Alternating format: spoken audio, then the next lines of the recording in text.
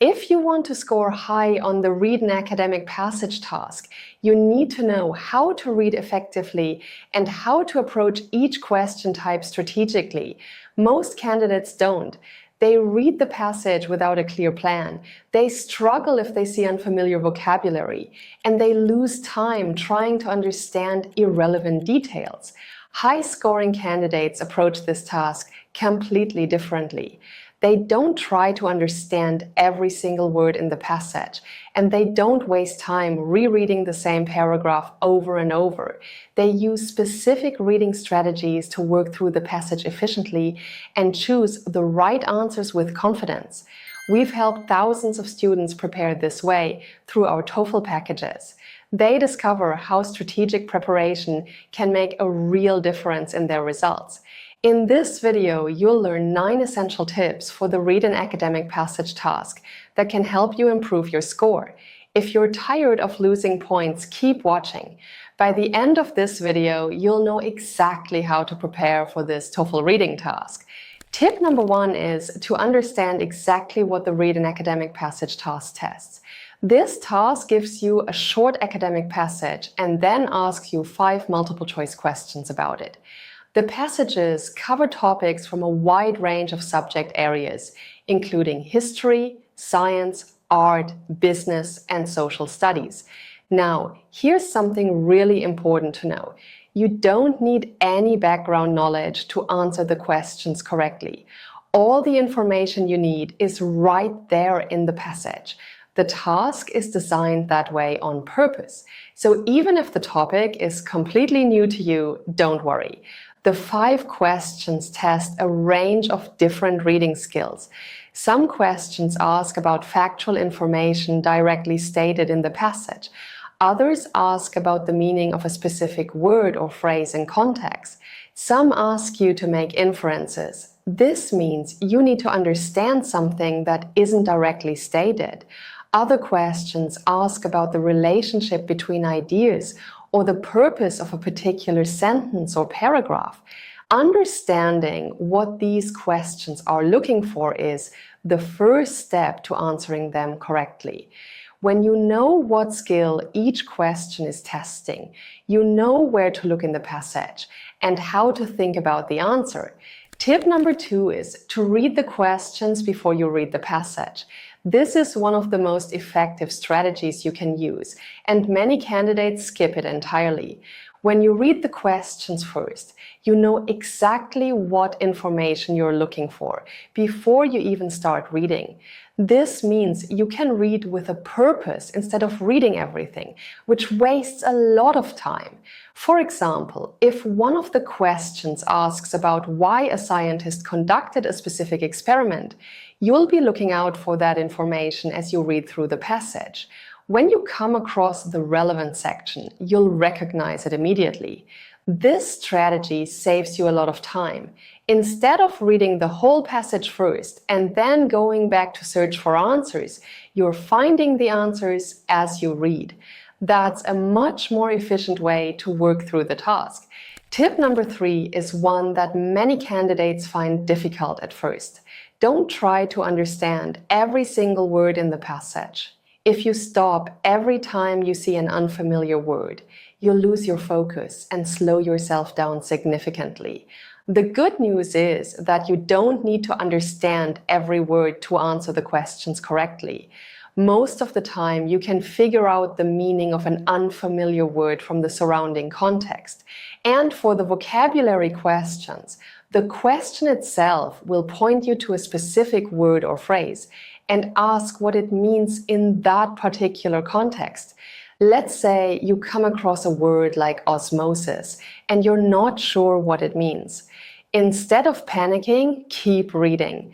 Look at the sentences around it. The passage will usually give you enough context to understand what the word is referring to, even if you've never seen it before. The key is to keep moving forward. Stay focused on the main idea of the passage and the key details that support it. Don't let one unfamiliar word break your concentration. Tip number 4 is to identify the main idea of the passage as quickly as possible. The main idea is the central point the author is making. Everything else in the passage is there to support or explain that main idea. In most academic passages, the main idea is introduced very early, often in the first sentence or the first two sentences. So pay close attention to how the passage opens. For example, if the first sentence tells you that a new study has challenged a long-held theory about ocean currents, that's your main idea. Everything that follows will relate back to that central point. Knowing the main idea helps you in two important ways. First, it gives you a framework for understanding the rest of the passage. Second, it helps you answer questions that ask about the overall purpose or the author's main argument. These questions are much easier when you already have the main idea clearly in your mind. Tip number 5 is to pay attention to how ideas are connected throughout the passage. Academic writers don't just list facts one after another. They use specific words and phrases to show how one idea relates to another. These connecting words are extremely important for understanding the passage. For example, words like however, nevertheless, and on the other hand, signal that the author is about to introduce a contrast or a different perspective. Words like therefore, as a result, and consequently tell you that what follows is a consequence or conclusion. If you see words such as for example, specifically, and in particular, you know that the author is going to introduce evidence or examples that support a claim. When you notice these connecting words, pay close attention. They tell you exactly what kind of relationship exists between ideas. This is especially useful for questions that ask you about the relationship between two specific pieces of information. Now, here is something important. Many TOEFL candidates think that knowing a few reading tips is enough to get a strong result, but it's not enough. To do well in TOEFL reading, you need to understand all question types and use effective reading strategies. That's exactly what we teach in our TOEFL packages. Our students get step-by-step guidance on how to approach the reading test effectively, so they feel confident and ready on test day. They learn how TOEFL reading questions are designed and what strategies they need to use to find the answers quickly. Our TOEFL packages include lessons for all tasks, sample answers, mock tests, templates, and much more. If you want expert guidance for your TOEFL preparation, click the link below to learn more. Tip number 6 is to use context to answer vocabulary questions. Vocabulary questions are very common in the Read an Academic Passage task, and many candidates approach them the wrong way. Some candidates choose the answer based on what the word usually means. They don't think about how it's used in that specific passage. This is a big mistake. A common word can be used in an unusual way in an academic text, and an academic term might have a narrower meaning than you expect. The right approach is to go back to the sentence where the word appears and read it carefully. Then ask yourself what the author is trying to say here and what word would make sense in this context. For example, imagine the word modest appears in a passage about scientific research. The sentence says, the initial results were modest but promising. In everyday conversation, modest usually means humble or shy, but in this context, it means small or limited.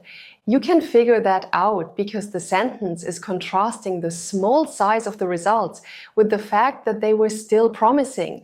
Always use the context of the sentence and the surrounding paragraph to guide your answer for vocabulary questions. That's where the correct meaning lives. Tip number 7 is to understand how to answer inference questions. These questions ask you about something the author implies, but doesn't directly state. They often include phrases like, it can be inferred, what does the author suggest, or what can be concluded. These questions trip up a lot of TOEFL candidates because they search for a direct statement in the passage. But that's not how inference questions work. Instead, you need to read the relevant section carefully and think about what the information logically suggests. The correct answer will be something that follows naturally from what the author has written, even though the author never says it explicitly. Let's say a passage states that a particular plant species only grows in regions with high annual rainfall. It also says that this species has been found in an area that was previously thought to be dry. The passage never says the area received more rainfall than scientists believed, but you can infer that it did, because otherwise the plant couldn't survive there. That's the kind of logical step inference questions require. Here is an important point. Be careful not to go too far. The correct answer should be something the passage strongly implies, not something you've assumed based on your own knowledge or opinions. Stick closely to what the passage tells you. By the way, if you want this channel to keep going, write yes in the comments, click like and subscribe. We only make videos that you actually want to watch. Now, let's continue with 2 more essential tips for the Read an Academic Passage task. Tip number 8 is to eliminate wrong answer choices when you're not sure about an answer. When a question is difficult, eliminate the options that are clearly wrong. Most of the time, you'll be able to eliminate 2 choices fairly quickly.